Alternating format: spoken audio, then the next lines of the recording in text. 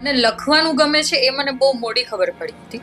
Plus એ પણ બહુ મોડી ખબર પડી હતી કે રાઇટિંગ એઝ અ કરિયર પણ હોઈ શકે. આપણે એવું જ વિચારતા હોઈએ છીએ કે જે આપણામાં કોઈ આર્ટ છે કે ટેલેન્ટ છે એ એઝ અ હોબી છે, શોખ છે, કે જેને 9 to 5 ની આપણી જોબ પતી જાય then ઘરે આવીને આપણે ટાઈમ મળે યા સન્ડે ટાઈમ મળે તો કરતા હોઈએ. એક્ઝેક્ટલી. નાનપણથી હું સારું લખતી હતી, સારું બોલતી હતી, એમ તો થિયેટર પણ કર્યા હતા, એવું બધું એક્ટિવિટીઝ ઘણી કરી છે મેં. ઇતર પ્રવૃત્તિઓ ઘણી કરી છે.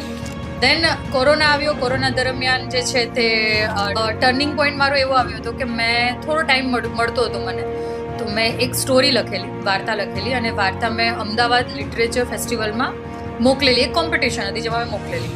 સો મને ત્યાંથી કોલ આવ્યો હતો કે તમારી વાર્તા જે છે તે 90 એન્ટ્રીઝમાં ફર્સ્ટ આવી છે અને બીજે દિવસે તમને વિજય રૂપાણી સરના હાથથી ઇનામ આપવાના છે, સો અમદાવાદ આવી જાઓ.